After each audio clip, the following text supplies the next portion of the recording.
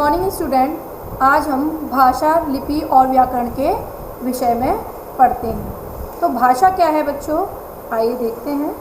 भाषा बच्चों वह साधन है जिसके द्वारा व्यक्ति अपने मन में चल रहे भावों का तथा विचारों का आदान प्रदान एक दूसरे के साथ करते हैं।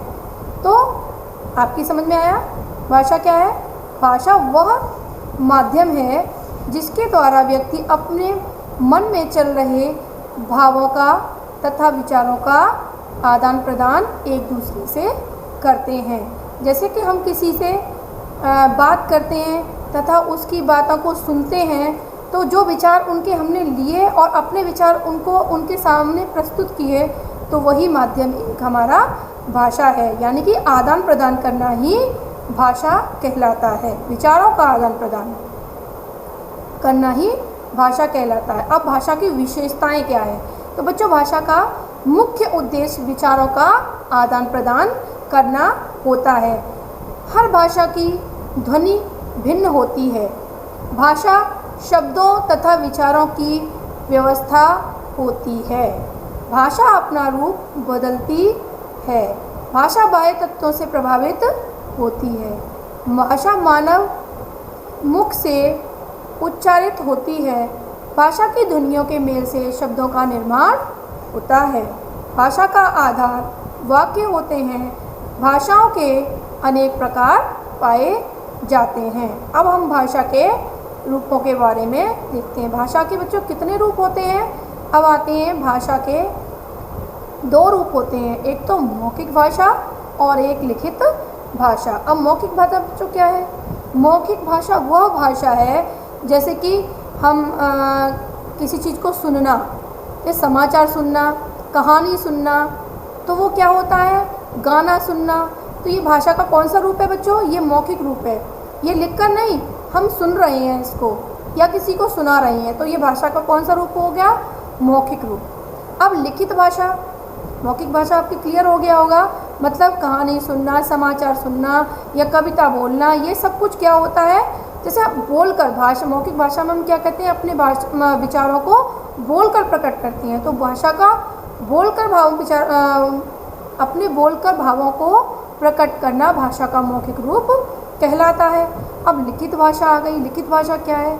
लिखित भाषा वह भाषा होती है जिसमें बच्चों हम अपने विचारों का आदान प्रदान लिखकर करते हैं। तो यह रूप, भाषा का लिखित रूप स्थायी रूप होता है। लिखकर प्रकट किए गए विचारों को भाषा का लिखित रूप कहते हैं। अब हिंदी भाषा देखिए।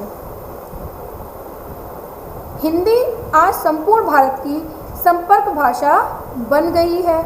संसार के मानचित्र पर हिंदी का विकास अंत क्षेत्रीय भाषा, राष्ट्रभाषा, राजभाषा, संपर्क भाषा और अंतर्राष्ट्रीय भाषा के रूप में हो रहा है। यह भाषा पूरे विश्व की शिक्षा व्यवस्थाओं में महत्वपूर्ण स्थान प्राप्त कर चुकी है। इसलिए आज अपने देश में हिंदी मातृभाषा यानी कि प्रथम भाषा, द्वितीय भाषा आदि रूपों में पढ़ाई जाती है। 40 सितंबर 1949 को हमारी भाषा को राजभाषा घोषित किया गया है। तब से हम 40 सितंबर को हर साल हिंदी दिवस के रूप में मनाते हैं। अब बोली आ गई। बोली बच्चों क्या होता है? बोली कुछ प्रांतों में ही बोली जाने वाली, मतलब बोली क्या होता है? छोटे क्षेत्र में बोली जाने वाली भाषा का स्थायी रूप ही बोली होता है। यह भाषा का ऐसा रूप है जो कुछ दूरी होने पर ही अपना रूप बदलती रहती है। मतलब ये भाषा का रूप ऐसा होता है बोली, जो कि कुछ दूरी पर इसका रूप क्या है, उसके रूप में मतलब भाषा में थोड़ी सी चेंजिंग आ जाती है, उसको क्या कहते हैं? बोली कहते हैं। किसी भी बोली में साहित्य की रचना नहीं होती है।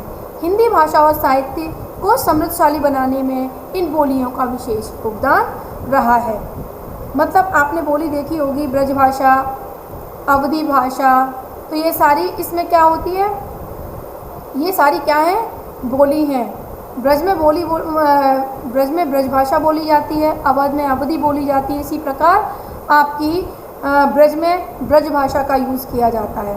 तो वही हमारी क्या हो गई हैं, बोलियां हैं। इनके क्षेत्र कुछ सीमित होते हैं, कुछ क्षेत्र पर सीमित क्षेत्र के बाद इन बोली का रूप बदल जाता है। अर्थात हम कह सकते हैं कि सीमित क्षेत्र में बोली जाने वाली भाषा को बोली कहते हैं। जैसे कि आपको पता, ब्रज भाषा में सूरदास ने अपना जो भी ग्रंथ लिखे थे सब ब्रज भाषा में लिखे थे। तुलसीदास जी ने अपने अवधी भाषा में लिखे थे। इसी प्रकार ने अलग अलग लोगों ने अपने अपने ग्रंथों को अलग अलग बोलियों में लिखा गया है। सीमित क्षेत्र में अब हम कह सकते हैं कि सीमित क्षेत्र में बोली जाने वाली भाषा को बोली कहते हैं। अब आते हैं हम उपभाषा पर। बोली का विकसित रूप उपभाषा कहलाती है। उपभाषा का क्षेत्र बोली से अधिक होता है तथा इसमें साहित्य की रचना होती है। साहित्य रचना होती है, इसमें बच्चों भाषा और उपभाषा का लिखित रूप भी पाया जाता है। वैसे तो हिंदी का प्रयोग पूरे भारत में ही होता है, लेकिन यह उत्तर प्रदेश, मध्य प्रदेश, बिहार, राजस्थान, हरियाणा, हिमाचल प्रदेश तथा दिल्ली में सबसे अधिक किया जाता है। इन्हें हिंदी भाषी प्रदेश भी कहा जाता है। क्षेत्र की दृष्टि से हिंदी की उपभाषाओं को इस प्रकार बांटा गया जा सकता है: पूर्वी हिंदी, पहाड़ी, राजस्थानी, बिहारी, पश्चिमी हिंदी इत्यादि। अब पूर्वी भाषा में क्या होता है, अवधी, बघेली और छत्तीसगढ़ी आती है। इसमें तुलसीदास जी ने रामचरितमानस की रचना अवधी भाषा में ही की थी। अब पहाड़ी भाषा में देखिए, आ जाइए, हिमाचली, कुमाऊनी तथा गढ़वाली ये उपभाषाएँ हैं। अब राजस्थान में जयपुरी, मेवाती, बांगड़ी, मारवाड़ी आदि भाषाएं ये कौन से राजस्थान में बोली जाती हैं, ये वहाँ की उपभाषाएं हैं। बिहार में मगही, भोजपुरी और मैथिली इन वर्ग की उपभाषाएं। पश्चिमी हिंदी, इसमें खड़ी बोली, ब्रजभाषा, बुंदेली, हरियाणवी, कन्नौजी आती है। दिल्ली में आसपास बोली जाने वाली भाषा खड़ी बोली कहलाती है। कृष्ण भक्ति काव्य की रचना ब्रजभाषा में ही की गई है। हिंदी का क्षेत्र केवल हिंदी भाषा क्षेत्रों तक ही सीमित नहीं है, पूरे भारत में इसका प्रयोग किया जाता है। दक्षिण भारत में बोली जाने वाली हिंदी दक्षिणी हिंदी कहलाती है। दक्षिणी यानी कि दक्षिण साइड की। अन्य राज्यों में भी यह द्वितीय भाषा के रूप में प्रयोग होती है। यह पूरे भारत की संपर्क भाषा है। भाषा व्याकरण सम्मत रूपों में हिंदी का एक रूप प्रयोग उसका मानक रूप कहलाता है। भारतीय संविधान के अनुसार हिंदी हमारी राष्ट्रीय भाषा है और ये क्या है, देवनागरी लिपि में लिखी गई है।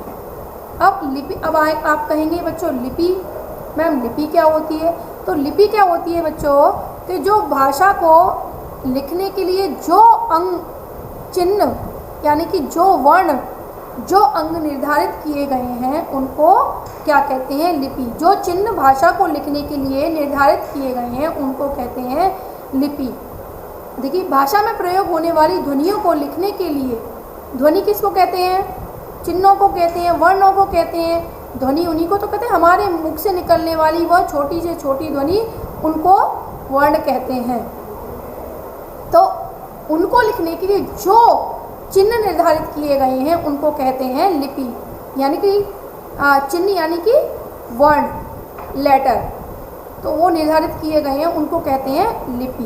अब प्रत्येक भाषा की लिपि भिन्न होती है, मतलब अलग अलग होती है, परंतु कुछ भाषाओं की ध्वनियाँ भिन्न होने पर भी उनकी लिपि समान होती है। जैसे हिंदी, संस्कृत, मराठी, नेपाली आदि भाषाएं किस में लिखी गई हैं, देवनागरी लिपि में लिखी गई हैं। और पंजाबी को गुरुमुखी में लिखा जाता है तथा पाकिस्तानी में कश्मीरी, सिंधी तथा पंजाबी को उर्दू में लिखा जाता है। पंजाबी को किस में लिखा जाता है, गुरुमुखी में लिखा जाता है। अब ये नीचे कुछ हम यहाँ पर भाषाएं और लिपियाँ दी गई हैं बच्चों, तो वो आप पढ़ सकते हैं। जैसे कि जर्मन रोमन में, फ्रेंच रोमन में, इटली रोमन में, टर्की रोमन में, पंजाबी गुरुमुखी में, गोवा में कोंकणी बोली जाती है, संस्कृत, देवनागरी, इस तरह से ये भाषाएं हैं सारी, आप उनको पढ़ सकते हैं, पढ़िए उनको। अब आते हैं आपका व्याकरण। तो व्याकरण बच्चों क्या होता है? व्याकरण वह होता है जिसके अंतर्गत हम भाषा को शुद्ध रूप से लिखना तथा पढ़ना सीखते हैं। तो भाषा के मानक रूप को समझने के लिए व्याकरण का ज्ञान होना अत्यंत आवश्यक है। भाषा अभिव्यक्ति के लिए प्रयोग किए जाने वाले शब्दों तथा विचारों की रचना, प्रयोग आदि के लिए भाषा के नियमों का ज्ञान होना आवश्यक है। प्रत्येक भाषा को शुद्ध बोलने तथा लिखने के नियम होते हैं। व्याकरण वह शास्त्र है जो भाषा का विश्लेषण करके उसके प्रयोग के नियम निर्धारित करता है। मतलब व्याकरण का अर्थ है विश्लेषण करना। व्याकरण में भाषा रचना तथा प्रयोग संबंधी नियमों का संकलन तथा व्याख्या की जाती है। भाषा का शुद्ध रूप ही सर्वसंपन्न होता है तथा उसे मानक भाषा भी कहते हैं। अब भाषा के नियमों तथा व्यवस्था का ज्ञान कराने वाला शास्त्र ही व्याकरण कहलाता है। अब व्याकरण के अंग, व्याकरण के बच्चों अब अंग पढ़ते हैं। व्याकरण के कितने अंग हैं? व्याकरण के निम्नलिखित 3 अंग हैं। व्याकरण के कौन कौन से अंग होते हैं? वर्ण विचार, शब्द विचार और वाक्य विचार। वर्ण विचार में हम देखते हैं, वर्ण विचार में क्या, हम वर्णों पर विचार करते हैं। इसके अंतर्गत हम वर्णों के भेद, आकार, उच्चारण, उत्पत्ति तथा उसके मेल आदि पर विचार करते हैं। अब शब्द विचार आते हैं। अब शब्द विचार के अंतर्गत हम बच्चों शब्दों के भेद, रूप, उत्पत्ति, रचना, रूपांतरण, बनावट, लिंग, वचन, कारक आदि पर विचार करते हैं। अब वाक्य विचार, इसमें वाक्य रचना, भेद, अन्वय, विश्लेषण, संश्लेषण तथा विराम चिन्ह आदि के बारे में विचार किया जाता है। अब साहित्य आया बच्चा। अब साहित्य क्या है? किसी भी भाषा के ज्ञान के संचित कोश को साहित्य कहते हैं। साहित्य में अपनी बात प्राय 2 प्रकार से की जाती है। गद्य रूप में इसका प्रयोग कहानी, नाटक, निबंध, पत्र आदि में किया जाता है, और नंबर 2 है आपका पद रूप में। इनमें क्या होता है बच्चों? पद रूप में इसका प्रयोग कविता, गीतों, छोटी छोटी रचनाओं आदि में किया जाता है। तो मुझे लगता है ये चैप्टर आपको क्लियर हो गया होगा। Thank you.